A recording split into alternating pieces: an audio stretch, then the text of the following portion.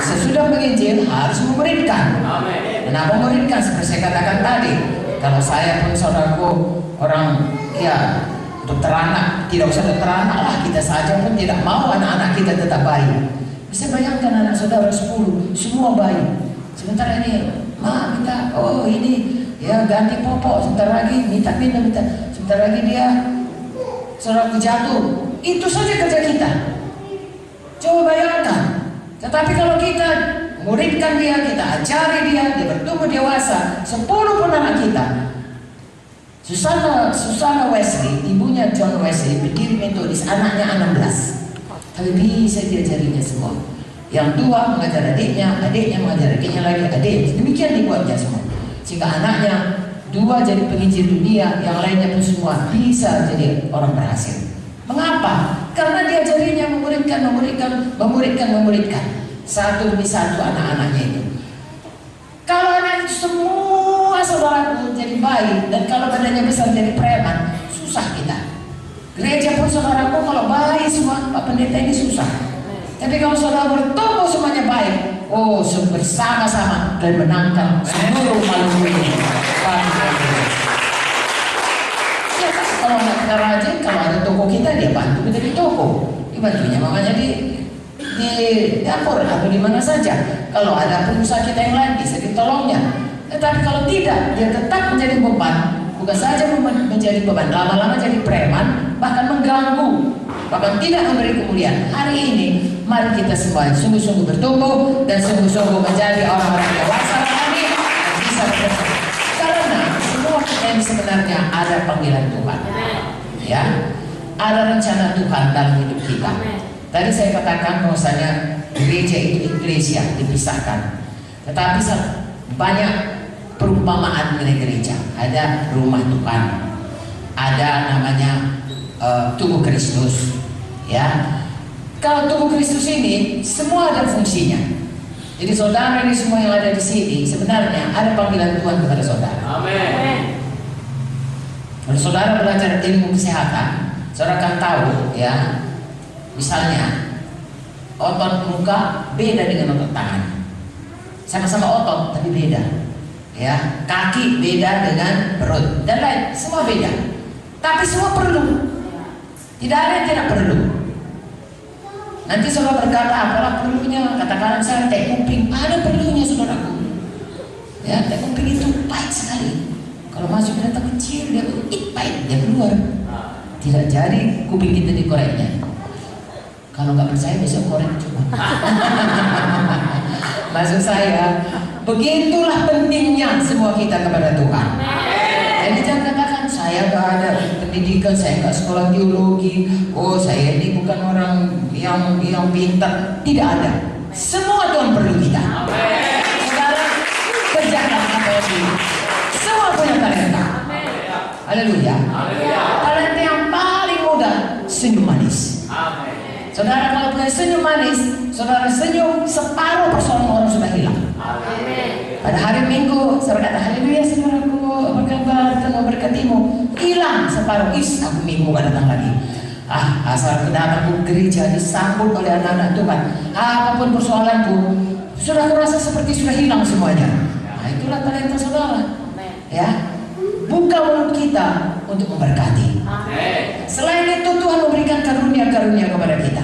Ada yang suaranya baik, ya, jangan pakai di karaoke saja saudaraku. Pakai dalam musik Tuhan, pakai untuk melayani Tuhan. Ya. Kalau di dalam buku Efesus mengenai tubuh Kristus, sebenarnya pelayanan itu di gereja bukan pekerjaan mocok-mocok. Jadi misalnya kalau saya dokter, saya mocok-mocok kerja di gereja, no. Kalau saya dokter dan kerjanya keras, paling kerja keras di dunia ini saya rasa satu dokter, satu pendeta. Kenapa? Kalau dokter saya rasakan kita mau libur, tapi kalau orang yang udah mau mati nggak bisa, jangan mati dulu ya. Aku mau libur nggak bisa saudara. So, harus jaga dia sampai dia jangan mati kalau bisa. Ya. So bilang, Pak maaf ya saya mau libur ya, mau mati ada apa-apa, tolong jaga ya. Tunggulah saya pun nggak ada itu saudaraku. Pendeta pun begitu, ya, nggak bisa libur kalau misalnya ada orang menikah, saudaraku jangan kok nggak bisa saudara. Kalau dia mau menikah atau kami anak mau lahir, jangan lahir dulu ya. kami ada acara ulang tahun di rumah, nggak bisa, saudaraku, batal semuanya. Apa yang harus kita kerjakan untuk menolong orang, begitulah saudaraku. Ya. Tetapi walaupun begitu, kita punya panggilan, punya karunia, punya talenta, punya tempat dalam tubuh Kristus yang harus kita kerjakan dengan sungguh-sungguh. Sebenarnya saudaraku, saya suka jadi dokter anak. Ya, sangat suka. Dari SD saya udah pengen jadi dokter, saudaraku, dokter anak. Saya pikir dulu dokter anak itu SMA, dokter 3 tahun, dokter anak 3 tahun. Tapi itu rupanya tidak. Ya, sampai lama, kemudian sambung lagi saya, saudaraku, spesialis lagi, spesialis. Lama sekolahnya, saya suka itu. Tapi begitu saya selamat, lalu saya melayani Tuhan, sampai pada satu titik saya harus memilih. Kalau saya meneruskan jadi dokter anak, maka saya menelantarkan panggilan saya. Kalau saya masuk kepada panggilan saya penuh, saya harus meninggalkan kerja saya di fakultas.